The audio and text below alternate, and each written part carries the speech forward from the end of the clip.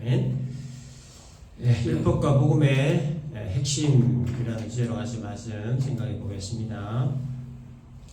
오늘 이 본문은 율법으로부터 우리가 해방됐다, 자유했다 이렇게 하는 것을 남편과 아내의 비유를 들어서 이렇게 좀 설명을 한 내용입니다.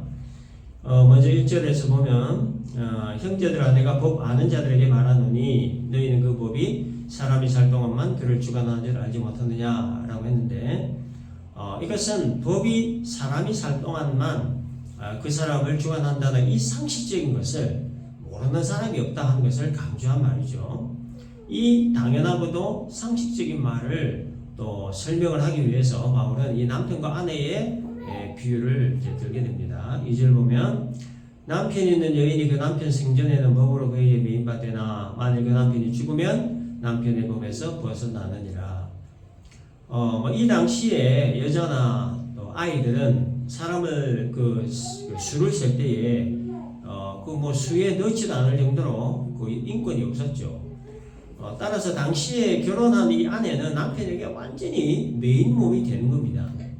죽어나 사나 남편만 쳐다보고 남편만 의지하고 살아야 했던 그런 시대였습니다. 남편이 곧 현존하는 법이었고 아내는 남편의 그 법을 따라야만 했던 시대였죠. 이 당시에 여성들이 얼마나 비인격적이고 또 불합리한 취급을 받았는지 이 여성은 아버지나 남편의 소유물로 취급을 받았습니다. 그래서 만일 아내가 음식을 짜게 하거나 수건을 쓰지 않고 밖에 나가거나 길에서 다른 남자와 대화만 해도 그것을 이유 삼아 아내를 버릴 수 있었습니다. 또 다른 여자가 마음에 들면 그 여자와 살기 위해서 지금 현재 아내의 뭔가 꼬투리를 잡아가지고 쫓아내기도 했던 시대였습니다. 이게 아주 정당화되는 시대였죠. 따라서 당시에 이 이혼이라고 하는 개념은 남편이 아내를 버린다는 그런 개념이었습니다. 그렇기 때문에 당시에 이 여성들은 이 생계를 위해서라도 남편만 의지하고 살았어야만 했고 비인격적인 취급과 불합리한 대우를 받아도 어쩔 수 없이 참고 견뎌야만 했던 시대였습니다. 죽을 때까지 남편만 바라보고 남편만 섬기고 남편의 말만 듣고 마치 종처럼 살아야 했습니다. 우리나라도 과거에 다 그렇게 했죠. 그런데 그렇게 이제 남편에게 매여 살던 아내가 이제 남편이 죽으면 자유 몸이 된다는 거예요. 더 이상 남편을 바라보지 않아도 되고 더 이상 남편을 섬기지 않아도 되고 매일 필요가 없다는 거죠. 현존하는 남편이라고 하는 법이 죽었기 때문에. 그래서 이 남편이 죽고 나면 음식을 짜게 먹든 싱겁게 먹든 아침을 건너뛰든 말든 아무 상관이 없는 거예요. 다른 남자와 눈이 맞아 재혼을 하든 아무 문제가 되지 않는 겁니다. 현존하는 법, 남편이 죽었기 때문에 더 이상 남편의 힘이나 영향력이 아내에게 미치지 못하는 거죠. 따라서 아내는 더 이상 남편에게 매이지도 않고 자유의 몸이 되는 겁니다. 3절 말씀이 바로 그런 의미의 말씀입니다. 그러므로 만일 그 남편 생전에 다른 남자에게 가면 음녀라. 그러나 만일 남편이 죽으면 그 법에서 자유롭게 되나니 다른 남자에게 갈지라도 음녀가 되지 않는다. 남편이 살아있을 때는 그 남편이 현존하는 법이기 때문에 만일 아내가 외간 남자와 눈이 맞으면 음녀 취급을 받아 돌로 맞아 죽어야 했지만 그러나 남편이 죽으면 현존하는 법의 효력이 상실되기 때문에 다른 남자와 눈이 맞든 정을 통하든 상관없다. 그런 얘기예요. 자, 여기에 비유를 들은 이 남편이 의미하는 것은 두 가지가 있습니다. 첫째는 죄입니다. 결혼한 아내는 철저하게 남편만을 바라보고 섬기고 남편에게 매이게 되듯이 이 범죄한 인간은 철저하게 죄에 매이게 되고 죄의 종이 되어서 죄의 배후 조종자인 사탄을 섬길 수밖에 없게 된다. 그런 얘기예요. 그래서 요한복음 8장 34절에서 예수님이 이런 얘기하셨습니다. 죄를 범하는 자마다 죄의 종이다. 범죄한 인간은 죄의 종이 되어서 철저하게 죄에 매이게 된다. 그런 얘기죠. 결혼하는 그 순간부터 철저하게 남편의 소유물이 되어 남편에게 복종하고 남편만 섬겨야만 했던 그 아내와 같이 이 범죄한 인간은 죄의 종이 되어서 철저하게 죄에 복종하고 죄를 섬겨야만 한다라는 거예요. 남편이 의미하는 것 두 번째는 이제 율법입니다. 당시에 유대인들은 나면서부터 율법에 매여 살았어야만 했습니다. 난지 8일 만에 율법에 규정된 할례를 행해야만 했고 어릴 때부터 율법에 명시한 여러 가지 절기들과 예식들을 행해야만 했고, 율법 조항들을 암기해야만 했고, 안식일에서는 뭐 해야 될 일과 해서는 안 될 일들을 철저하게 지켜야만 했고, 만일 안 지키면 안식일을 그만 범죄자 취급을 받아서 심판받아야만 했어요. 또 아무리 좋아하는 음식이라도 율법에서 그만 음식은 절대로 먹어서는 안 되고, 이방인과는 상종을 하지 않아야 되고, 여행을 할 때 빙빙 둘러서라도 이방 땅으로 가서는 안 되었어요. 무슨 일을 하라도 율법 그 조항들을 그 세부적으로 요목조목 따져보고 했어야만 했다. 그 율법에 매였던 시대라는 거죠. 이것이 예수님 오시기 이전 시대의 사람들의 삶의 모습이고, 또 지금도 율법적인 종교 생활을 하는 사람들의 모습입니다. 죄와 율법이라고 하는 포승줄에 온몸이 꽁꽁 묶인 채 율법의 종이 되어 율법에 매여 살아가는 사람들, 그리고 그 죄와 율법으로 말미암아 정죄와 심판, 그리고 영원한 죽음의 형벌이라는 사형 선고에서 벗어나지 못한 채 살아가는 자들의 모습이 바로 이와 같다라는 거예요. 자, 그런데 4절 보면, 그러므로 내 형제들아 너희도 그리스도의 몸으로 말미암아 율법에 대하여 죽임을 당하였으니 이는 다른 이고 죽은 자 가운데서 살아나신 이에게 가서 우리가 하나님을 위하여 열매를 맺게 하려 합니다 라고 했습니다. 이것은 죄와 율법의 포승줄에 꽁꽁 묶인 채 심판과 죽음의 형벌을 기다리고 있던 자들을 해방시키기 위해 예수께서 십자가의 죽음으로 그 죄와 율법을 다 죽이셨다, 무효하게 했다, 그런 뜻이에요. 남편이 죽음으로 인해 아내가 남편으로부터 자유하게 되듯이 율법이 죽어야 그 율법에 매여 있는 자들이 그 율법으로부터 해방되고 자유하기 때문에 그 예수께서 자신의 십자가 죽음으로 이 죄와 율법을 함께 죽이셨다는 말이에요. 그 예수의 십자가 죽음으로 말미암아 우리를 얽어매고 있던 죄와 율법으로부터 해방되고, 그 죄와 율법의 필연적 결과인 정죄와 심판과 영원한 형벌로부터 우리는 해방되었다라는 거죠. 자, 그런데 마태복음 5장 17절에 보면 예수님께서 이렇게 얘기하셨습니다. 내가 율법이나 선지자를 폐하러 온 줄로 생각하지 말라. 폐하러 온 것이 아니요 완전하게 하려 합니다. 이런 말씀을 하셨습니다. 예수께서 자신의 죽음으로 율법을 폐하셨다는 것과 예수께서 오신 것은 율법을 완전하게 하기 위함이다 라고 하는 이 말에 대해 혼돈이 없어야 됩니다. 잘 구별해야 됩니다. 율법을 폐하셨다라고 하는 것은 뭐냐? 율법의 형식을 폐하셨다는 말이에요. 율법의 그 불필요한 그 형식들 있죠? 사람을 얽어매는 불필요한 형식들, 이걸 예수께서 폐하셨다는 얘기예요. 예를 들어서 하나님께 제사를 드리려면 반드시 제사장을 통해서만 할 수 있다는 것이나, 하나님께 죄사함을 받기 위해서는 짐승을 잡아서 그 피를 단에 뿌려야 된다는 것이거나, 번제를 드리려면 짐승을 잡아 불을 태워야 한다는 등의 율법의 이런 형식들을 다 폐하셨다는 거예요. 예수님께서 오셔가지고 그런 율법의 형식들을 다 폐하셨기 때문에 우리가 하나님께 제사 드릴 때 이런 거 하지 않게 된다. 그리고 율법을 완전하게 하셨다는 것은 율법의 내용을 완전하게 하셨다는 말입니다. 율법에 담겨져 있는 하나님의 의도나 의미와 같은 것들을 완전하게 성취하시기 위해 하셨다는 것을 말하는 거예요. 그래서 율법의 형식은 폐하고 율법의 내용은 완전하게 하시기 위해 예수께서 오셨다는 거죠. 그런데 이 당시 유대인들은, 유대 지도자들은, 율법학자들은 율법의 이 내용은 중요하게 다루지를 않고 율법의 형식에만 아주 그냥 목숨 걸고 지켰습니다. 안식일을 거룩하게 지키라는 율법의 내용이나 그 의미에는 큰 비중을 두지 않고 형식에만 집중을 하므로 율법의 의미와는 전혀 상관없는 안식일 규정들을 스스로 만들어서 사람들 그 율법 안에다가 그냥 가둬버린 거예요. 그런데 이 당시 유대 지도자들의 관점에서는 예수님이 오히려 율법을 폐하는 자처럼 보였습니다.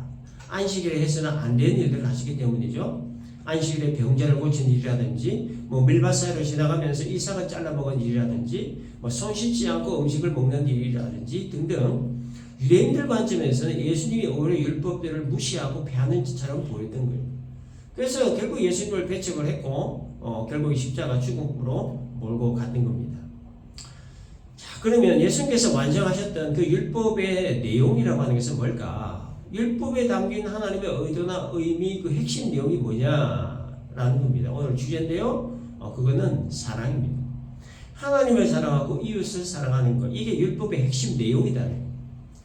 마태복음 22장에 보면 한 율법사가 예수님께 물었습니다. 율법 중에서 어느 계명이 크냐? 예수님 그 대답하신 말씀이 바로 이거죠. 네 마음을 다하고 목숨을 다하고 뜻을 다하여 주 너희 하나님을 사랑하라. 그리고 네 이웃을 네 몸과 같이 사랑하라 하는 말씀이었어요. 그러니까 하나님 사랑하고 이웃 사랑하는 것. 이게 율법의 내용을 완전하게 하시기 위해 예수께서 이 땅에 오셨고 십자가 지셨다. 이 목적을 위해서 그렇게 하셨다는 거예요. 근데 유대인들의 문제점 중에 하나가 바로 이와 같은 율법의 핵심 내용을 간과했다는 거예요. 하나님이 말씀하시지 않은 세부 조항들을 만들어서 율법을 철저하게 지키려고 시도한 것까지는 어느 정도 백번장부에서 괜찮게 봐줄 수 있는데, 근데 이 율법에서 가장 중요한 핵심인 사랑이 빠졌다는 거예요. 이게 가장 큰 문제였다는 겁니다. 누구를 위해 세부 조항을 만들었고 무엇을 위해 율법을 지키려고 했냐라는 거예요. 자신들의 기득권 유지를 위해서, 자신들의 유익을 위해서 그렇게 하지 않았느냐라는 거예요. 그래서 이들의 그 속마음을 아신 예수님께서 이들을 향해 위선자다, 가식하는 자다 이렇게 책망을 하셨던 거예요. 심지어 마태복음 23장에서는 화 있을진저 외식하는 서기관들과 바리새인들이요 이렇게 저주까지 하시면서 이들의 거짓과 위선을 폭로하셨던 겁니다. 율법의 가장 중요한 핵심 내용인 하나님 사랑과 이웃 사랑을 간과하고 자신들의 기득권 유지와 이익을 위해 거짓과 위선으로 율법을 해석하고 적용을 하니 율법이 사람들을 얽매이는 가두는 그런 도구가 될 수밖에 없었던 겁니다. 율법이라고 하는 것이 이렇게 사람을 막 이렇게 올가매는 것이라고 하면 뭐 하나님이 사람에게 율법 주실 이유가 없지요. 하나님의 그 인간을 위한 가장 기본적인 마음이자 핵심이 바로 사랑인데, 율법이 이런 식으로 사람을 얽어매는 것이라고 하면 그 율법 주신 그 하나님은 폭군이지 사랑은 아니는 거예요. 그리고 이게 우리가 또 질문을 한 가지 할 수가 있는데요. 예수님이 율법의 형식들을 폐하시고 그 율법의 내용을 완전하게 하셨다면, 그렇다면 이 율법의 형식은 아무 필요가 없다는 얘기인가? 율법은 우리에게 유익한 것인가 무익한 것인가? 율법의 기능은 도대체 뭐냐라는 거예요. 그 의문에 대해서 7절 말씀이 이렇게 말합니다. 그런즉 우리가 무슨 말을 하리요? 율법이 죄냐? 그럴 수 없느니라. 율법으로 말미암지 않고는 내가 죄를 알지 못하였으니 곧 율법이 탐내지 말라 하지 않았더라면 내가 탐심을 알지 못하였으리라. 율법이 죄냐라는 말은 율법이 죄를 짓게 하는 것이냐, 율법이 잘못된 것이냐, 하나님이 율법을 잘못 주신 것이냐 이런 얘기예요. 이 질문에 대한 답은 그렇지 않다, 아니다라는 거예요. 그냥 보기에는 율법이 사람을 얽으면 잘못된 것처럼 보이지만 그러나 그것은 율법의 정신이나 율법의 기능을 몰라서 그렇게 보일 뿐이라는 거예요. 율법의 내용과 그 기능만 제대로 알면 율법이 얼마나 좋은 것이고 또 우리의 신앙에 얼마나 큰 도움을 주는 것인가 하는 것을 깨닫게 된다는 거예요. 그래서 율법의 기능 중 가장 중요한 건 뭡니까? 죄를 깨닫게 하는 것이라고 얘기했죠. 율법이 탐심이 죄다라고 하는 것을 말하지 않았으면 탐심이 죄인 줄 몰랐다는 겁니다. 율법이 도둑질이 죄다라고 하는 것을 말하지 않았다면 도둑질이 죄인 줄 몰랐다는 거죠. 도둑질이 죄고 탐심이 죄라는 것을 깨닫게 되는 것이 왜 좋은 거냐? 적어도 회개라도 할 수 있는 기회를 얻을 수 있기 때문에. 도둑질은 죄라고 하는 법을 몰랐다고 해서 도둑질한 그 죄가 안 되는 것이 아니죠. 도둑질이 죄라고 하는 법을 알든 모르든 도둑질은 죄고 그에 따른 죄값을 치러야만 되는 거예요. 그런데 도둑질이 죄라고 하는 것을 모르는 상태에서 도둑질한 것에 대한 죄값을 치러야 된다면 이 얼마나 황당하고 억울한 일이냐는 거예요. 도둑질이 죄라는 것을 알았더라면 도둑질하지 않았을 것인데, 아니면 적어도 조심이라도 했을 건데, 아니면 더 적어도 도둑질을 하고 나서 이걸 깨닫고 회개할 기회라도 얻었을 것인데, 근데 죄가 죄인 줄 모르고 죄를 지었으니까, 그래서 그 죄값을 치러야 된다라고 하니까 이 얼마나 황당하고 억울한 일이냐는 거예요. 그래서 율법을 주신 이유가 바로 이것 때문이라는 겁니다. 율법의 잣대에 맞춰서 무엇이 죄인지 아닌지를 재보게 하기 위함이라는 거예요. 도둑질이 죄다 아니다를 알게 해주는 거. 이게 율법의 가장 큰 기능이라는 거예요. 9절에 보면 전에 율법을 깨닫지 못했을 때에는 내가 살았더니 계명이 이르면 죄는 살아나고 나는 죽었다라고 합니다. 전에 율법을 깨닫지 못했을 때라는 이 말은 율법의 형식만 알고 율법의 내용을 모를 때 그런 말이에요. 내가 살았다라는 말은 죄를 모르고 죄를 짓는 사람이었다 그런 뜻이에요. 계명의 이름에라는 말은 율법의 내용이 무엇인지 깨닫게 되었다 그런 얘기예요. 또 죄는 살아나고 라는 말은 죄를 깨닫기 시작했다는 겁니다. 나는 죽었다라는 말은 죄 앞에 무능한 사람이 되었다 그런 뜻입니다. 그래서 이 구절 말씀을 다 정리를 하면 이렇습니다. 율법의 형식만 알고 율법의 내용을 모를 때 바울은 죄를 모른 채 죄를 짓는 사람이었다. 그러나 율법의 내용이 무엇인지 깨닫게 되었을 때 바울은 죄를 깨닫기 시작했다. 죄를 깨닫기 시작하자 바울은 죄 앞에 무능한 사람, 무기력한 사람이 되었다. 이런 의미의 말이에요. 예수 만나기 이전에 정통 율법을 배웠던 탁월한 율법주의자였을 때의 바울의 모습은 죄를 죄로 알지 못한 상태에서 죄를 짓는 사람이었지만, 그러나 예수를 만나고 율법의 내용이 무엇인지를 깨닫게 되었을 때에 바울은 자신의 죄가 얼마나 크고 많았는가 하는 것을 깨닫게 됐다는 거죠. 그리고 더 중요한 건 그 죄를 자기 스스로 해결할 수 없는 무지하고 무능한 자라고 하는 사실을 깨닫게 되었다. 이게 이제 9절 말씀의 의미입니다. 그래서 10절에서 바울은 또 이렇게 얘기합니다. 생명에 이르게 할 그 계명이 내게 대하여 도리어 사망에 이르게 하는 것이 되었다라고 했습니다. 이게 생명에 이르게 할 그 계명이라고 하는 것이 바로 하나님이 모세를 통해 주신 율법을 말하는 거예요. 그 율법이 생명에 이르게 한다라는 말입니다. 신명기 5장 33절을 보면 너희 하나님 여호와께서 너희에게 명령하신 모든 도를 행하라. 그리하면 너희가 살 것이요 복이 너희에게 있을 것이며 너희가 차지한 땅에서 너희의 날이 길리라. 이런 말씀을 했습니다. 유대인들에게 있어서 이 율법이라고 하는 것은 생명을 주는 것이고 복을 주는 것이다 그런 뜻이죠. 따라서 유대인들은 이 생명과 복을 위해 율법을 다 지켜 행해야만 했다는 거예요.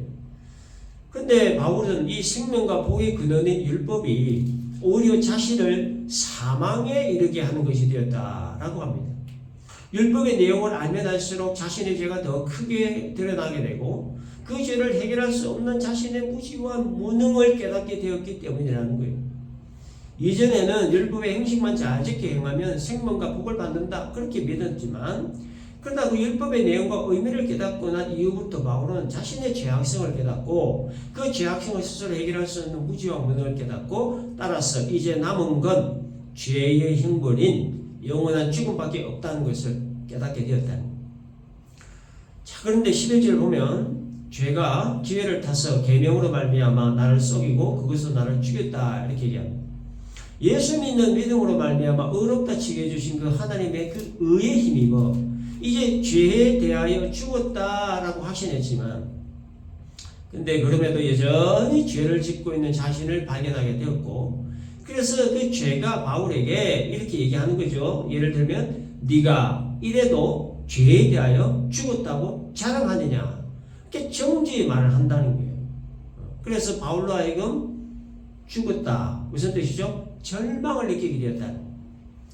그래서 12절에서 바울은 이로 보고 있는데 율법은 거룩하고 계명도 거룩하고 의로움에 선하다라고 합니다.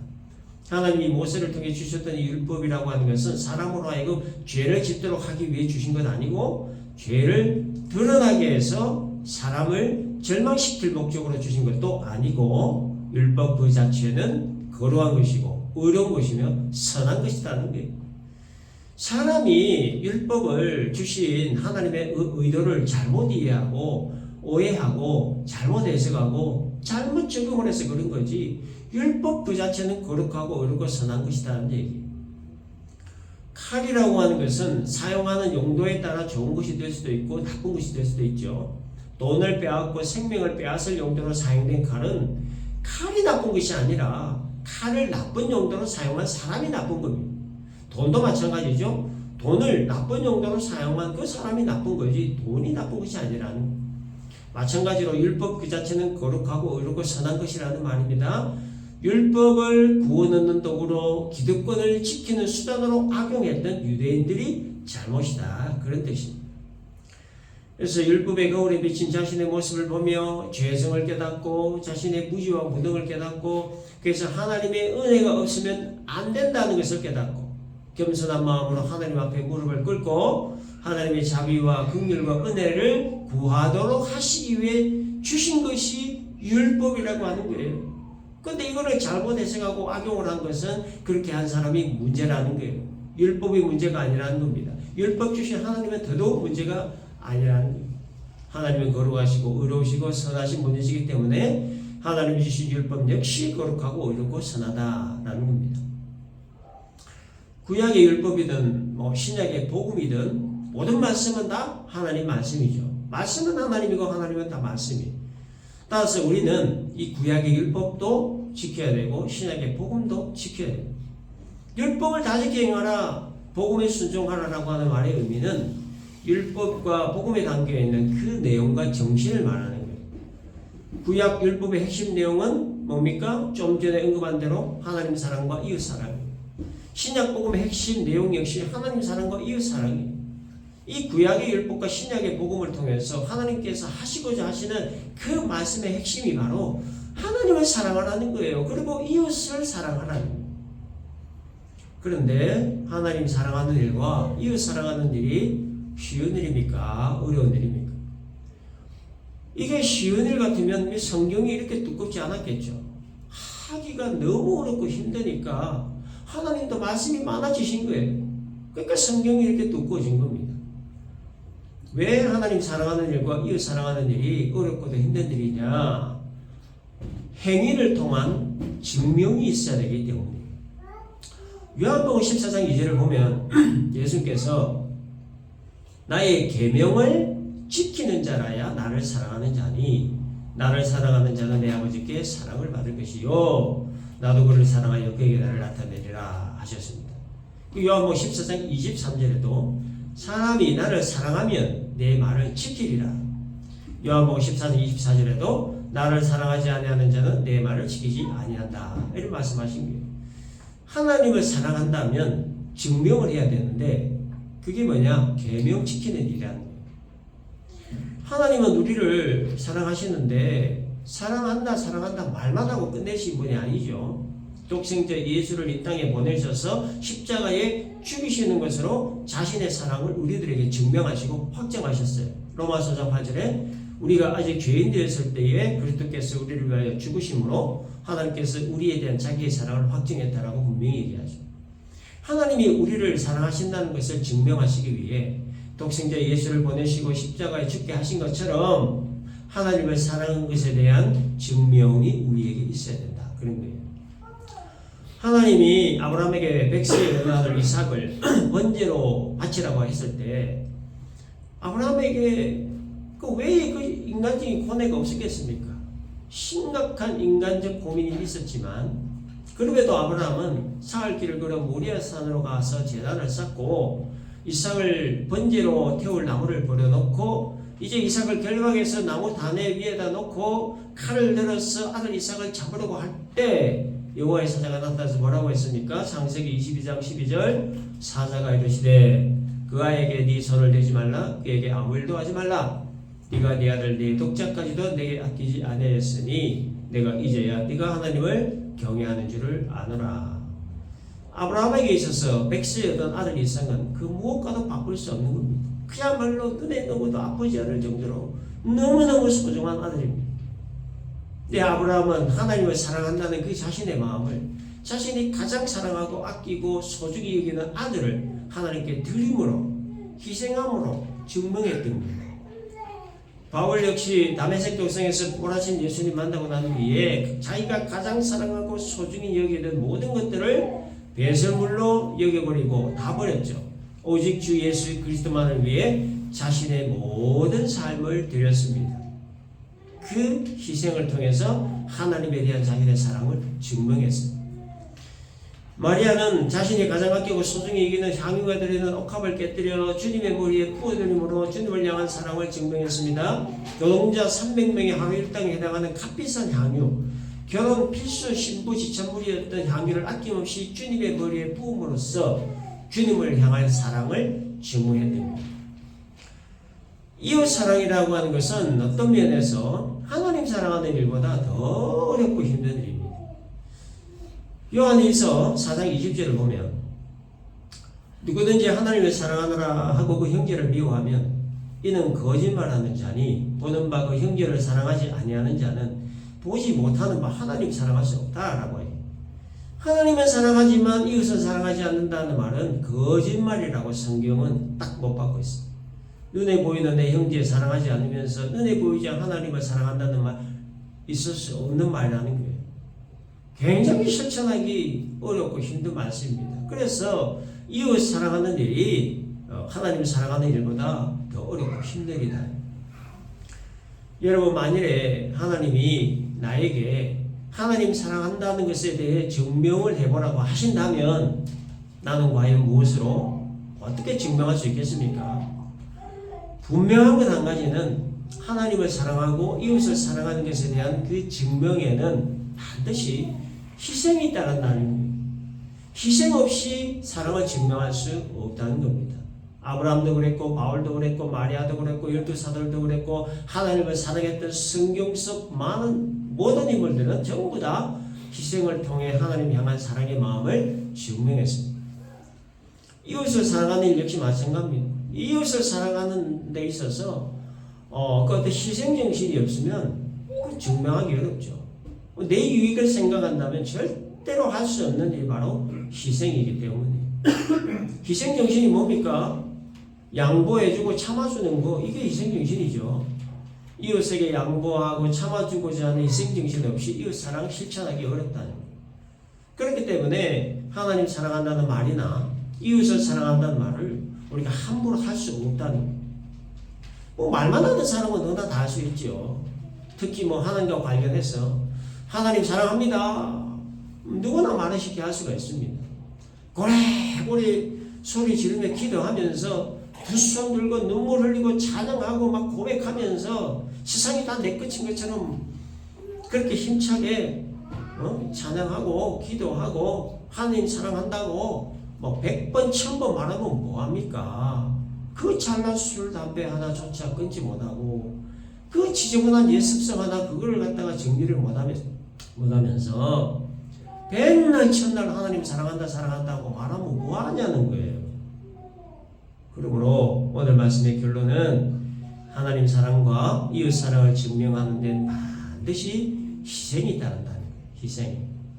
하나님의 우리를 향한 사랑을 증명하시고 확정하시기 위해 독생자 예수를 십자가에 달려 죽게 하신 그 희생이 있으셨듯이 오늘 우리들 역시 이 희생을 통한 하나님 사랑과 이웃 사랑을 증명할 수 있다라는 겁니다. 그래서 오늘 이 말씀을 우리가 잘 기억을 하고 하나님과 이웃을 향한 우리의 이 사랑이 희생을 통해 증명되는 그런 은혜가 우리 모두에게 있으시기를 주님의 이름으로 축원합니다.